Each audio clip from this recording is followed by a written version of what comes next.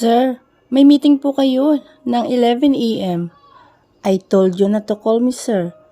Pero sir, nasa trabaho po tayo at ulitin ko po na may meeting po kayo ng 11 a.m. Nakangiting sagot ni Amber at saka tumayo at inihanda ang mga papel at dokumentong kailangan ni Sian para sa meeting. Napailing na lamang siya sa ginawa nito. Eksaktong alas 11 nang dumating siya sa meeting room kasama si Amber. Kumpleto na rin ang lahat, maging ang dalawang magkatabing upuan na ipinahanda niya para sa kanilang dalawa ng asawa. Sino ba yan? Bakit parang napaka-special ang treatment sa kanya ni Sir? Oo nga, tingnan mo, pinaghanda pa ng upuan sa tabi niya. We're here to discuss the matters about the company and not about me. Natahimik at kinabahan ng lahat nang nagsalita kanina sa tingin ang ibinigay sa kanila ni Sian. Hindi na muling umimik ang mga ito hanggang sa simula na ng in-charge na empleyado ang purpose ng kanilang pagtitipon. Pinaliwanag nito ang tungkol sa magaganap na outing ng buong kumpanya mula sa lugar na mapagsang-ayunan ng lahat.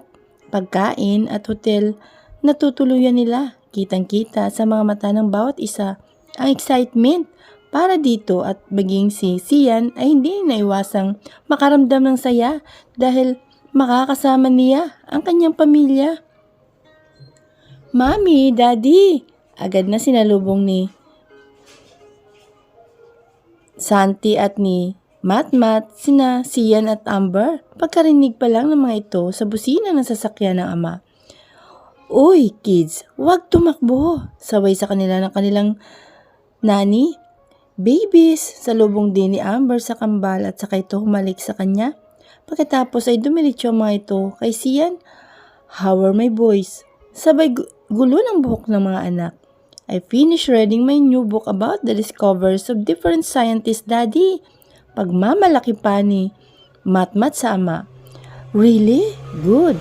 Nice one, man. At saka sila nag-appear. Daddy, me. Ask me too what I did today.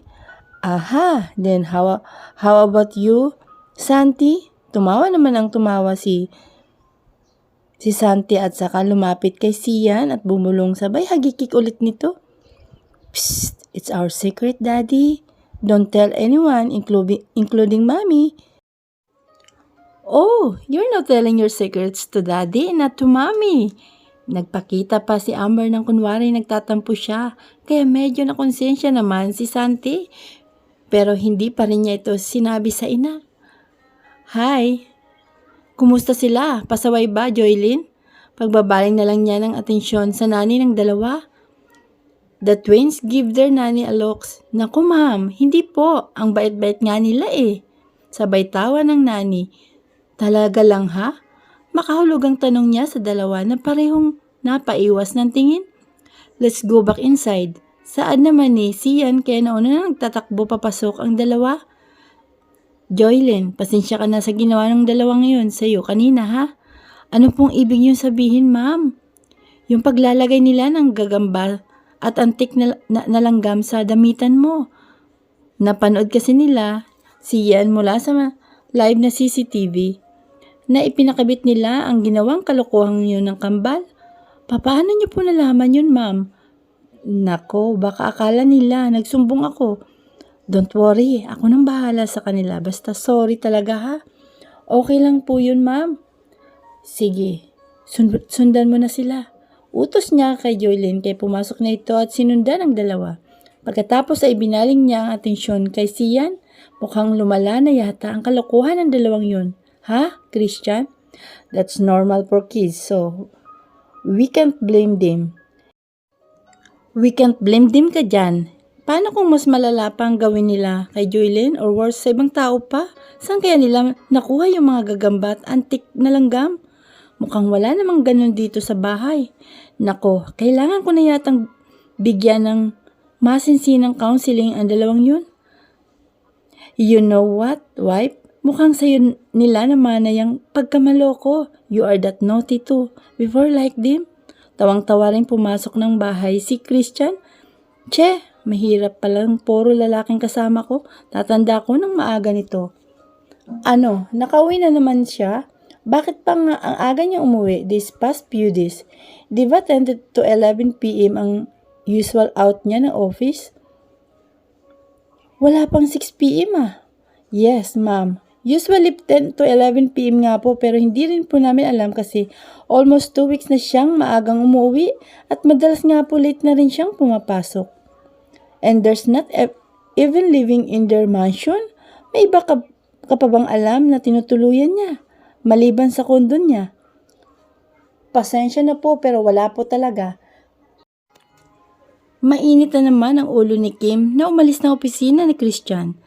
Nakakailang balik na kasi siya dito, subalit laging wala si Christian. Kung hindi nakauwi na, absent na naman daw ito, which is never niya pang ginawa noon. Kaya hindi makapaniwala talaga si Kim. What are you thinking, Christian? You're not even calling. Bulong niya sa sarili habang nagdadrive, pabalik ng kanyang opisina.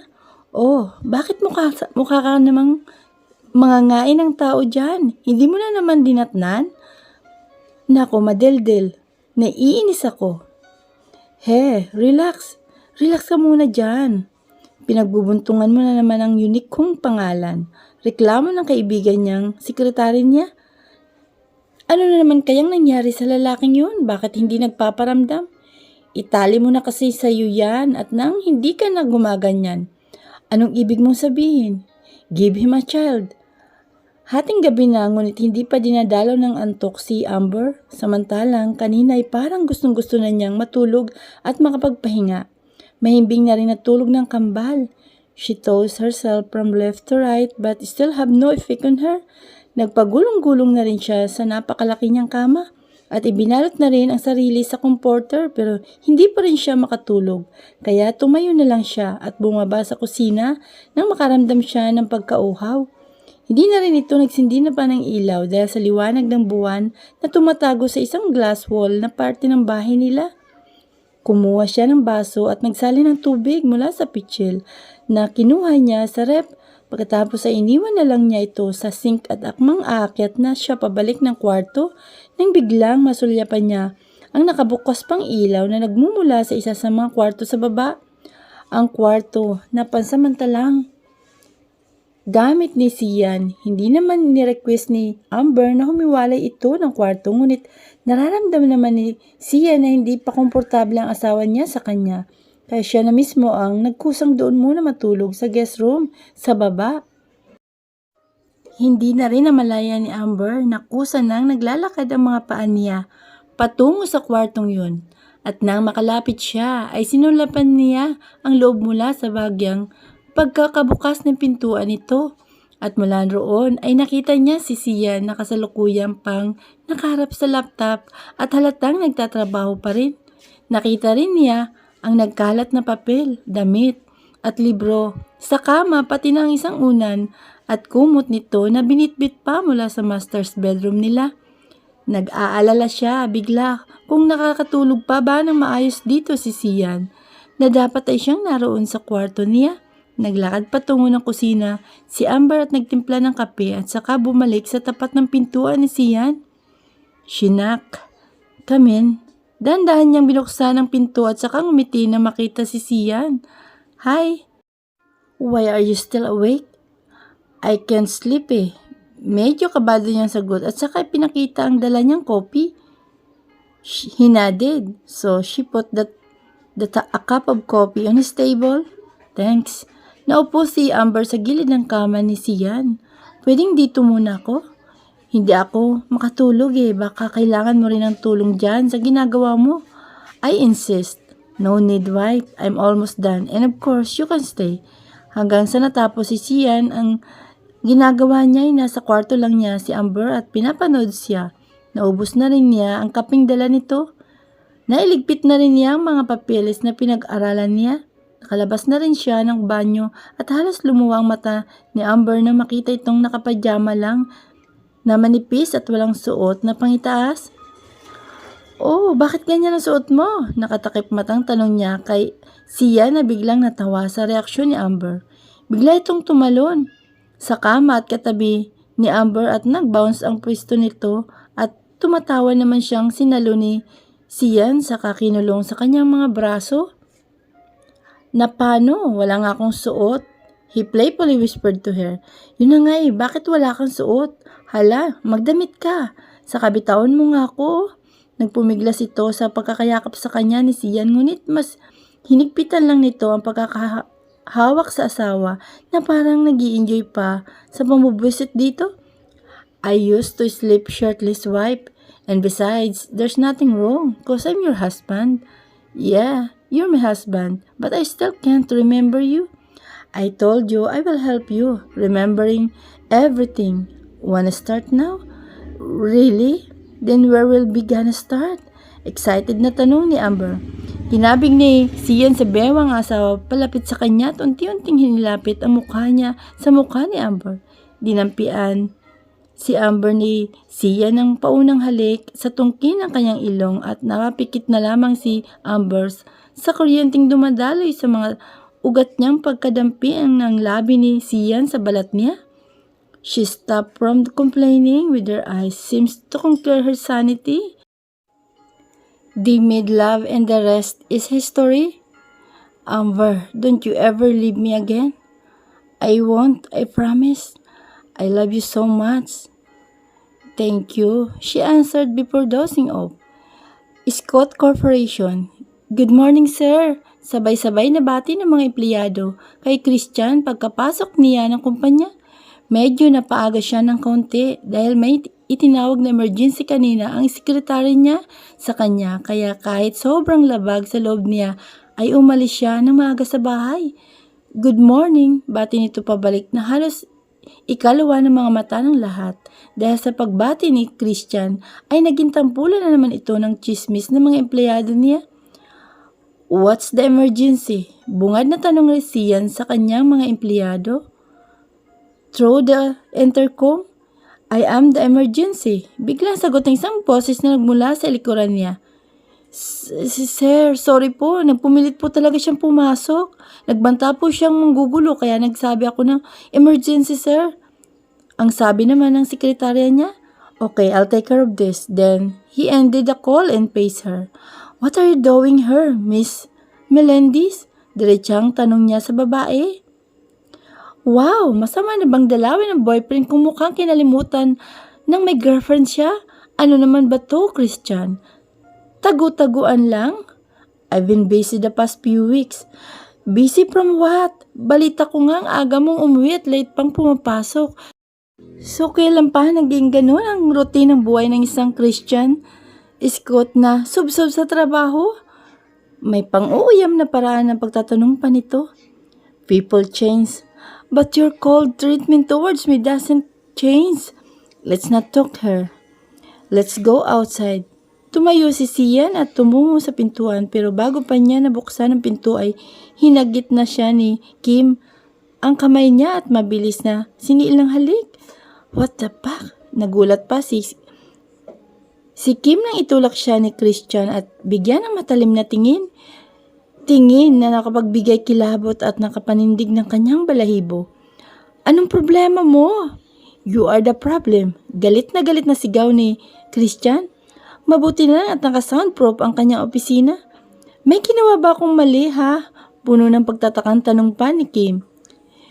You shouldn't have done that. Shouldn't have done that? What? That kiss? Yes. Tapatin mo nga ako. Ano ba talaga ako sa'yo? Ano ba talagang tingin mo sa relasyon nating dalawa? Girlfriend mo ba ako? Then, I'm breaking up with you. Now. Ano? Teka, may nagawa ba akong mali? Kung hindi mo nagugustuhan. Lumapit ito kay Sian at hinawakan niya ang magkabilang pisngi nito. Nakakaawang mukha ni Kim habang naghihintay ng reasonabling sagot mula kay Christian. Hindi niya inaasahan ang biglang pakikipag-break nito sa kanya, lalo pat alam niyang handa na si Christian na magsimulang muli kasama siya. Nang maging silang muli, you've been a good friend. Kim? Friend? So kahit naging tayo, kaibigan pa rin ang turing mo sa akin?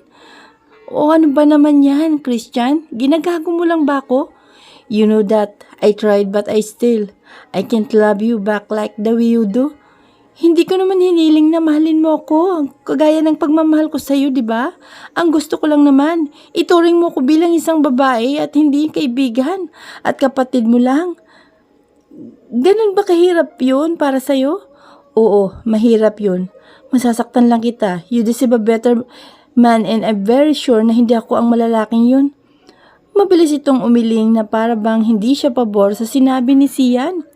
Pero ikaw ang gusto ko, she said, and between her sobs, matigas talaga ang ulo nito. Hindi man niya gusto masaktan si Kim. Wala siyang magagawa dahil ito mismo ang nagsusumiksik ng sarili nito sa kanya. Kapag nagmahal ka at nasaktan, hindi ibig sabihin nun ay maling pag-ibig ang natagpuan mo.